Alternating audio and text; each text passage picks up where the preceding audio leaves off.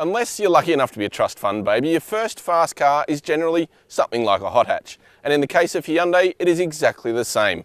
The South Korean car maker has kicked off its high performance division with this, the i30N. And we've come to Rome's Vallelunga circuit to test it out for the first time in its final production trim.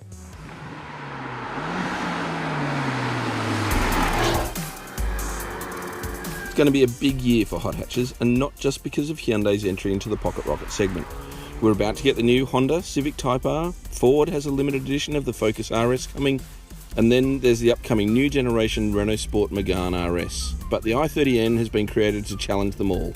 It will arrive in local showrooms from March 2018 and will come in two model grades. A standard version that is expected to cost around $37,500 and a performance package that will command a premium of around $5,000. This is going to be a bit of a game changer, especially for Hyundai itself. This is the first time it's done a genuine high performance car, and at first impressions, it's pretty damn positive.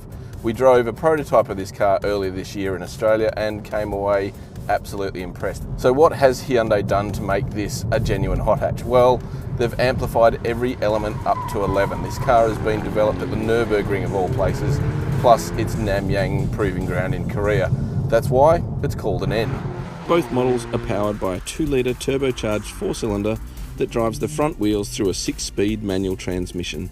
The standard version generates 184 kilowatts and 353 newton meters, or up to 378 newton meters on a temporary overboost function, while the performance package increases peak power to 206 kilowatts with the same level of torque produced across a wider rev range. And in this particular one, the high performance package, it's got bigger brakes, bigger tyres, a mechanical limited slip diff, and even more supportive seats and a whole bunch of other functions. So how does that all translate into the real world? Well, this thing is fun. You can feel at the moment you get behind the steering wheel. Everything is in its right place. It's a chunky, grippy steering wheel here. The seats are nicely bolstered. And the ride, well, it's purposely firm, but it's still got really good body control. The engine, it's nice and refined and quiet when you're in this standard normal mode, but then you've got these two blue paddles on the steering wheel, which you can change the drive modes through Sport and Eco on one side, but then you can go straight to the N mode, which basically livens everything up. Particularly when you're up it for the rent, it sounds glorious above 6,000 RPM, and then it's got this crackle and burble on the overrun that just encourages you to drive it quickly. As for how it handles, well, it might still be only a front-wheel drive car, but this thing has got plenty of grip. It's really playful, but also really poised and planted through the bends.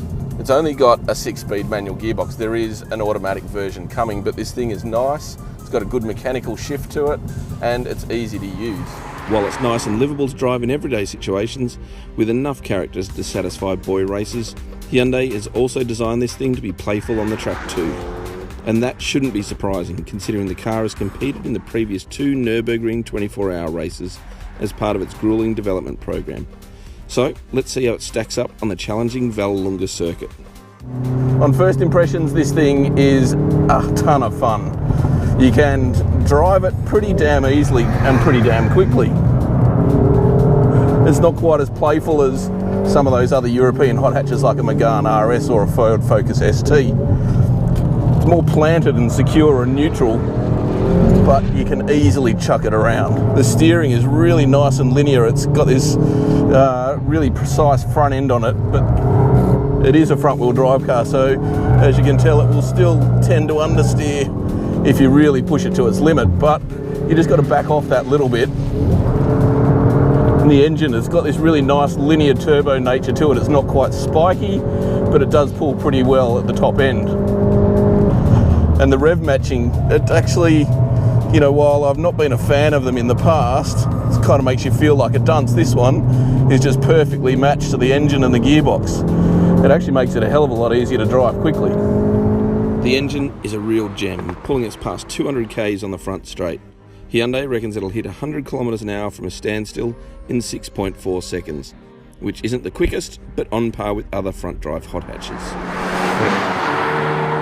Well, there you go, a couple of laps around the Vallelunga circuit, and this thing definitely stands up to the task. It's a great little fun car to drive, and certainly capable of the odd track day out. So Hyundai, I reckon they've nailed it. They've got a livable, fun little hot hatch. Hot hatches in general prove that you don't need to spend $500,000 on a typical Italian supercar to be fast or to have fun behind the wheel. And as far as first attempts go, the Hyundai i30N absolutely nails that point home. In fact, this thing is red hot.